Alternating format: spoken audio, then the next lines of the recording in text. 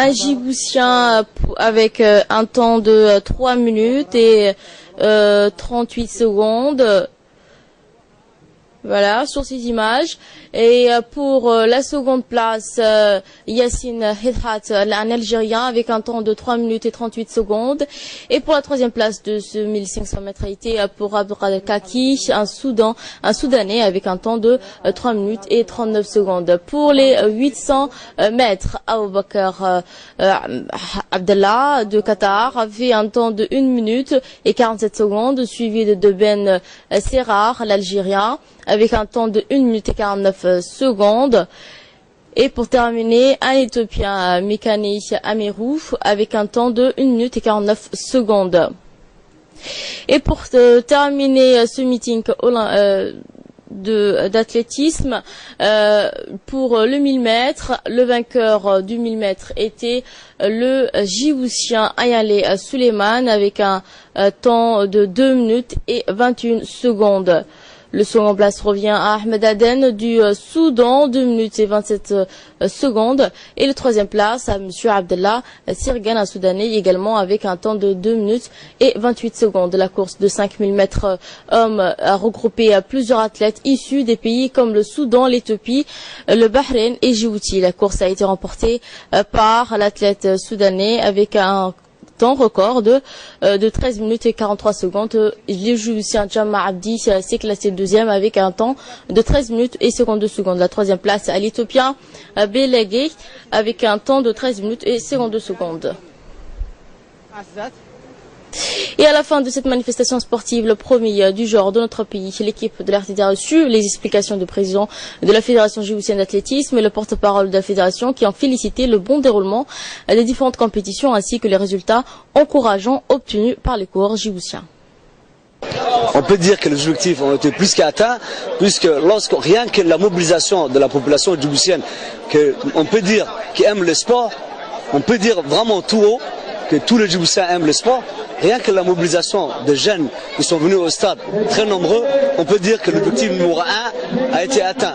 La deuxième chose sur le plan sportif, comme on avait un plateau des athlètes de haut niveau, y compris nos athlètes, on a prouvé qu'aujourd'hui nous avons des athlètes qui ont le niveau suffisant pour représenter notre pays partout dans le monde et on ne peut pas faire de complexe par rapport aux autres athlètes. Vos remerciements vont à qui? Mes premiers remerciements vont bien sûr au comité d'organisation de ces meetings internationaux de Djibouti, le président de la République en particulier aussi, qui nous a beaucoup appuyés, qui nous a aidés. On peut dire que je remercie aussi le ministre de la Jeunesse et des Sports, parce qu'il était là aujourd'hui, il a présidé aujourd'hui ces meetings internationaux. Mais surtout, moi je remercie les athlètes. Sans eux, ces meetings ne pouvaient pas se dérouler. Donc moi, je remercie les athlètes djiboutiens d'avoir honoré non seulement de leur présence, mais aussi par leur victoire. Et dans une interview accordée à la télévision nationale, le président de la République, Ismaël Omar Guelleh, a exprimé sa joie pour cet événement riche en couleurs et d'émotions. Le président de la République a affirmé son engagement personnel et celui du gouvernement pour l'amélioration et le développement du sport national et en particulier celui de l'athlétisme.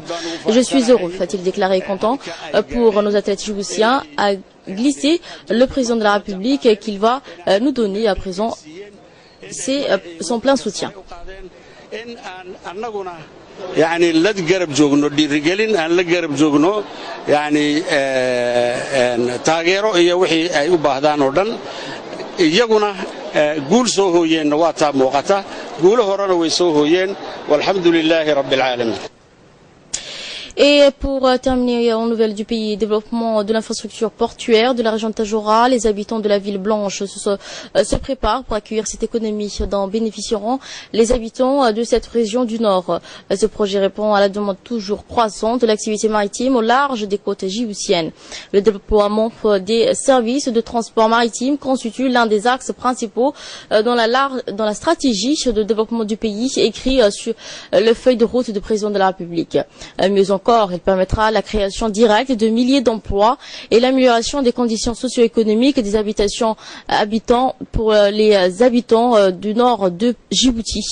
Le projet constitue également un levier qui permettra au pays de consolider son intégration régionale et devenir un plaque tournante en matière de logistique maritime. En plus de la position géographique, Djibouti jouit d'une stabilité politique et lui conférant un avantage conséquent par rapport à ses voisins, à savoir l'Érythrée et la Somalie. Et de là, nous passons à l'actualité internationale. Après une journée largement consacrée à la Corée du Nord, le 4e sommet sur la sécurité nucléaire devrait se concentrer ce vendredi à Washington sur la menace terroriste. Le président Obama a d'ailleurs rencontré François Hollande lors d'une réunion bilatérale pour aborder ces problèmes